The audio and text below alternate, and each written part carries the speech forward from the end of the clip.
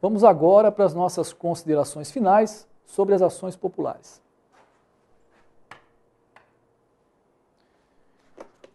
O artigo 15 da Lei de Ação Popular, ele estabelece que se o juiz, no curso da ação, detectar a prática de ato que constitua infração penal ou administrativa que enseje a demissão ou a rescisão do contrato de trabalho, ele determinará a remessa de cópias autenticadas das peças que forem necessárias para a autoridade responsável pela aplicação da respectiva sanção. Então, se ele detectar uma dessas situações, ele deverá remeter esses documentos necessários para que o responsável seja, então, sancionado nas formas da lei.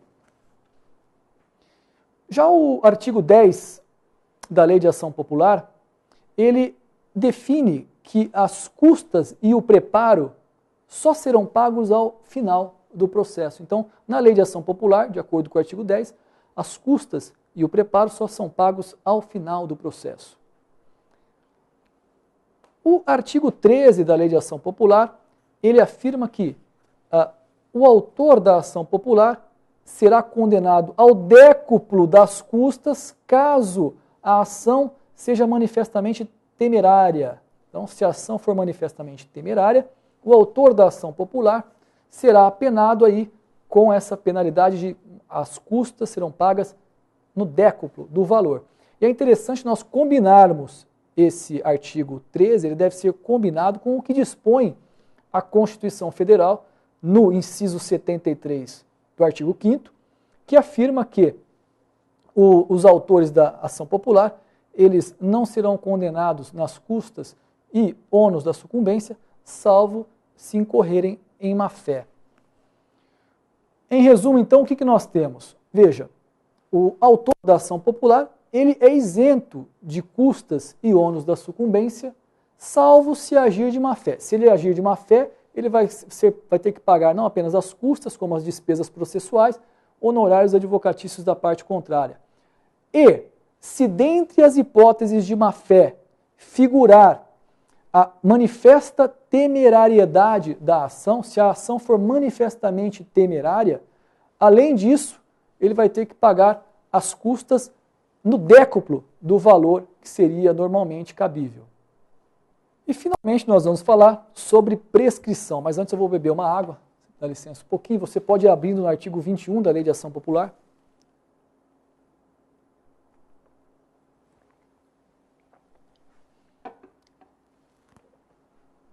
O artigo 21 da Lei de Ação Popular estabelece um prazo prescricional de 5 anos. Prazo prescricional de 5 anos. E tem-se entendido que o termo inicial do curso desse prazo é a partir do momento em que o ato lesivo tornou-se público. Então, a partir do momento em que tornou-se público o ato lesivo. Evidentemente que este é um prazo que ele é aplicável apenas àquelas ações populares que versem sobre o patrimônio público ou a moralidade administrativa. Porque, em relação ao meio ambiente, nós já vimos, quando estudando prescrição das ações civis públicas, que o direito à reparação do dano ambiental ele é imprescritível, pelas razões lá expostas. Então, em se tratando de uma ação popular em defesa do meio ambiente, não há esse prazo de 5 anos, não há incidência desse prazo de 5 anos, até porque a possibilidade do manejo da ação popular em prol do meio ambiente foi introduzida pela Constituição de 88, que é posterior à Lei de Ação Popular, e a Constituição de 88 não falou nada sobre prazo prescricional da ação popular no que se refere à defesa do meio ambiente. Bom, uma coisa então é a questão do prazo prescricional para a propositura de ações em defesa do erário, da moralidade administrativa. 5 anos, de acordo com o artigo 21 da Lei de Ação Popular. Agora, e a prescrição da pretensão executória de eventual sentença condenatória proferida nessas ações? Olha, aí nós encontramos duas correntes. Uma corrente advoga que deve se aplicar aquela súmula número 150 do Supremo Tribunal Federal, que afirma que a execução prescreve no mesmo prazo da ação. Então, a pretensão executória de sentenças condenatórias, evidentemente que não digam respeito ao meio ambiente, das demais sentenças condenatórias proferidas na ação popular, seria também de 5 anos.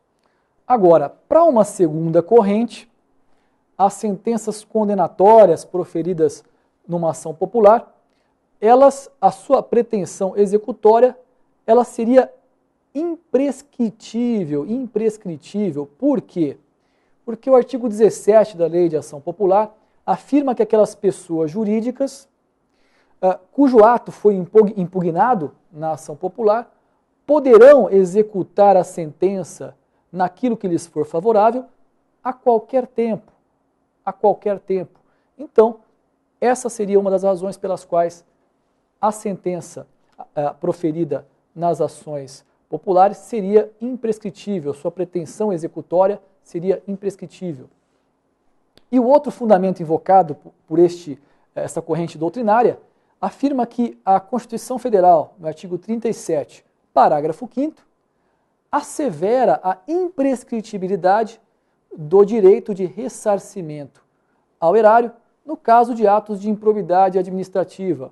Ora, quando esse ato lesivo for também um ato de improbidade administrativa e houver causado dano ao erário, cujo ressarcimento vier a ser buscado numa ação popular, para essa corrente, por analogia ao que já diz o artigo 37, parágrafo 5º, para as ações de improbidade administrativa, também seria imprescritível a pretensão executória na respectiva ação popular. Vamos ver agora um quadro em que estão destacadas semelhanças e diferenças entre ação popular, ação civil pública e mandado de segurança coletivo.